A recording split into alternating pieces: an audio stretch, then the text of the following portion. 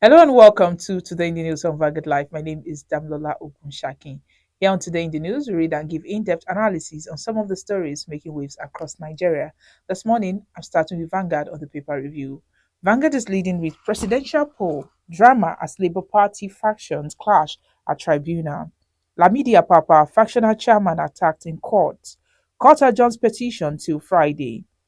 If not for God, I would have died in court. That's coming from my papa. Denies receiving 500 million naira to scot through Obi's case against Tinubu. INEC frustrating my petition against Tinubu. Obi tells court, insists on Rivers Sokoto election materials. Obi Labour Party refused to pay 1.5 million naira certification fee. That's coming from INEC. You can see that story on page 5. And here there's a photo story showing the founding partner, Future Africa, Iyoluwa Aboyeji, Group Head, Digital Banking UBA, Kayode Olubiyi, co-founder, Piggyverse, Odunayo Eweniyi, Chief Executive Officer, Momo PSB, Eli Ini, Chief Executive Officer, Uplift, and Agada Pochi, and Managing Director, Fairmoney Henry Obekwe at the Momo MPSB Stakeholder Conference in celebration of Momo's first anniversary in Lagos yesterday. Now, moving on page 12, Anambra, United States vows to fish out killers of embassy staff. Death toll rises to 10.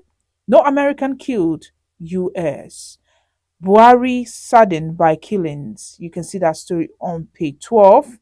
Meanwhile, on page 2, why and how petrol subsidy must go. That's coming from Mogalu. Tet national leadership tension as APC NWC recommends fee contest.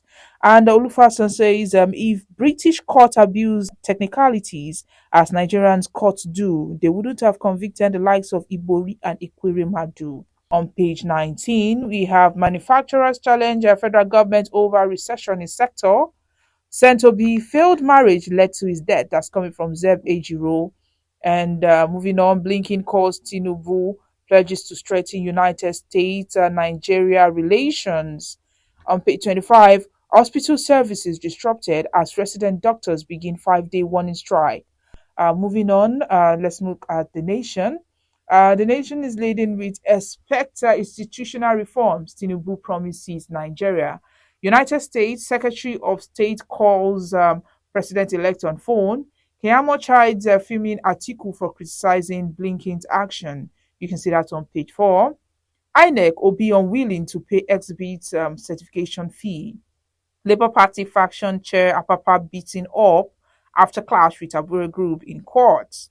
EFCC writes outgoing governors, Matawale being a searchlight on federal government and agencies.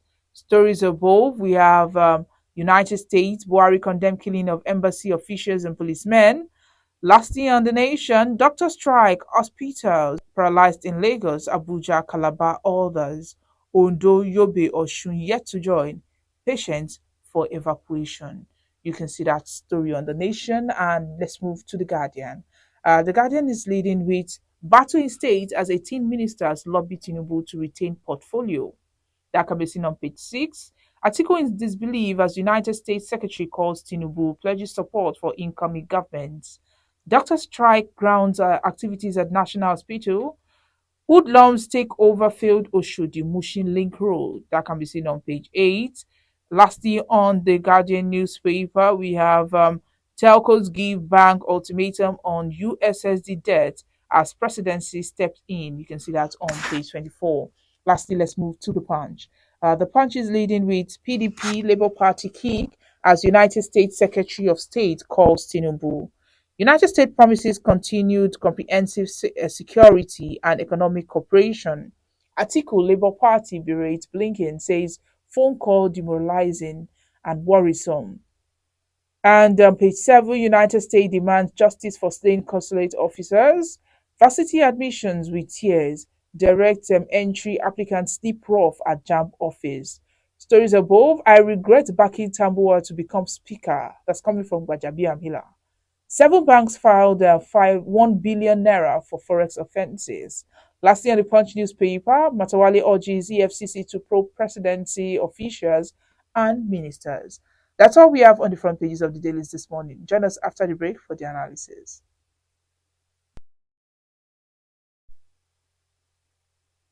Welcome back. If you're just joining me, this is Today in the News on Vanguard Life. My name is Damlola Ogunshakin. There was a drama at the Presidential Election Petition Court, PEPC, yesterday as the faction national chairman of the Labour Party, Lamidi Apapa, clashed with members of the party lawyer to the presidential candidate, Mr. Peter Obi. Apapa currently entangled in a legal dispute with the Comrade Julius Abure led Labour Party national executives that conducted the primary election that produced Obi as flag bearer of the party stormed the court with some of his supporters. Immediately, the main door to the courtroom was opened, and Apapa made his way to the line of chairs reserved for dignitaries and petitioners.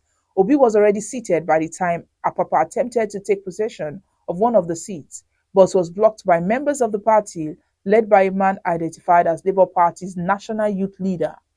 When Apapa noted that despite his spirited effort, he would not be allowed to sit close to Obi, he relocated to the line of chairs reserved for members of the public. Immediately the court commenced sitting and the case was called up, Apapa stood up and announced himself as the national chairman of Labour Party. However, Justice Aruna led five-member panel said it would not record his presence in view of the leadership crisis rocking the party. The court adjourned further pre-hearing session on Obi's petition till Friday, tomorrow. Meanwhile, outside the court, a horde of Labour Party supporters was already waiting for Apapa poised for war. As soon as they sighted him coming out of the court, they pounced on him, calling him unpretendable names as he was being rough-handled in his overflowing agbada, that's the native flowing dress. Some of the party supporters grabbed and shook away his cap as security men quickly smuggled him out of the scene to make way for his escape. Meanwhile, they embattled the Apapa addressing newsmen later after being released from protective custody by security operatives. Thanked God for saving his life. Apapa said he was in court to assert himself as the acting national chairman of the party and to confirm the state of things on the petition will be filed to challenge the outcome of the 2023 presidential election. The factional Labour Party chairman said he had, before the court began its proceedings, sensed trouble after the Director General of Obi Campaign Organization, Mr. Akin Oshutoku, refused to vacate a chair reserved for the chairman of the party. On how he was mobbed, Apapa said they pounced on him, removed the scarf, and is very sure that if not that people or journalists were there, he would have been dead. And he accused Obi of being aware that he would be attacked, disclosing that members of the presidential campaign group of the party had, at a meeting on Tuesday to broker peace among the warring factions, vowed to deal with him should he attend the court sections. He said he threatened that if he appears in court, that something would happen. He further added, saying that there was no truth in the allegation that he collected 500 million naira to scuttle Obi's petition against the president-elect, Asiwaju Bola Ahmed Tinubu. While branding Obi a liar for saying he didn't know him, Apapa said he actively participated in all the campaigns the party held before the presidential election and also flew back to Abuja with him in the same aircraft on one of the occasions. And that's on the attack of Lamidi Apapa in the court yesterday. And of course, the court had adjourned the case to tomorrow, Friday. Now let's move on. The Anambra State Governor Shukuma Soludo on Wednesday expressed sadness over the attack on the United States Embassy staff and policemen in the state. In a statement issued by his chief press secretary, Christian, the governor described the attack as heinous and unprovoked. Gunmen had on Tuesday shot dead two United States consulate staff and two policemen along the Atana Osamala Road in Ogbaru local government area of the state. The Soludo said his administration had in the last year worked very hard with security agents to degrade criminals and restore law and order in the state. He vowed that the state government would actively work with security agents to smoke out the criminals and bring them to justice. And that's all on the case. Now let's move on and talk about the resident doctors. Hospital services in teaching hospitals nationwide were yesterday disrupted following the 5-day warning strike embarked upon by medical doctors upon the auspices of the National Association of Resident Doctors, NARD. This is even as the national president of NARD, Dr. Emeka Oji, accused federal government top officials of threatening members of the association with punitive measures instead of addressing the issues raised by the association. The medical doctors had declared a strike after the expiration of the ultimatum earlier issued to the federal government. But the Minister of Labour and Employment, Dr. Chris Ngige, flagged NAD for embarking on the strike, describing its members as disrespectful to the Nigerian Medical Association (NMA), who he said was already negotiating on their behalf. As at 10 a.m., when Vanguard visited some of the hospitals in Lagos, patients were seen at the waiting areas to be attended to. Although there were skeletal services in some of the hospitals, some patients claimed they were asked to go home and return the next week as the doctors are on strike. At the Lagos State University Teaching Hospital LASUT, many patients were stranded. Majority of them were turned back without getting the needed treatment. Many of the outpatients were not treated based on the strike, but were given new appointment days to continue their treatment. And on patient talking, a middle-aged woman who took her 10-year-old son for stomach ache was fortunate as she was called into the doctor's waiting room because of the worsening condition of her son. Two other patients who were on follow-up treatment for arthritis and dental problems were, however, not attended to by doctors but were given new appointment dates for a return visit. When Vanguard visited the outpatient areas of LASUT, the health record unit, eye clinic, and dental clinics, among others, were deserted. The resident doctors are currently on strike, and according to what I said earlier, some of the hospitals have been deserted, but there are still skeletal services going on. We hope the federal government will be able to attend to them early and meet their demands so that activities can resume back in the hospitals. Now let's move on and talk about this one. If there's anybody that would hardly erase the sad end of Nollywood actor Obi Nwafor, popularly known as Saint Obi, from his memory, that person should be legendary filmmaker ZEB Ejiro. In fact, since the sad news of Saint Obi's demise hit the internet like a thunderbolt last Saturday, Ejiro has been talking on how his part and that of the deceased crossed. For the Sheikh of Nollywood, destiny and work brought them together, and since then, Obi had never left Ejiro's side. The legendary filmmaker recalled that he met Saint Obi while he was planning to shoot his 1998 advocacy movie on HIV and AIDS titled Goodbye Tomorrow. The movie, partly sponsored by the Federal Ministry of Health and the World Health Organization (WHO), was one of Ejiro's biggest movies ever. According to Ejiro, RMD was supposed to play the lead role, Mark Alade, in the movie, but barely 2 weeks to commence the shooting, the veteran actor lost his priceless wife to the cold hands of death, a situation which paved the way for Sentobi to shine, as RMD had recommended him to Ejiro. And that meanwhile, speaking further, Ejiro said Saint Obi called him on the telephone 2 weeks before his death, after he had tried reaching him for almost 1 week. Ejiro said he was remaking his popular TV series in the 90s and had wanted Saint Obi to be part of the production. But when he couldn't reach him, he moved to Ibadan to commence shooting of the series.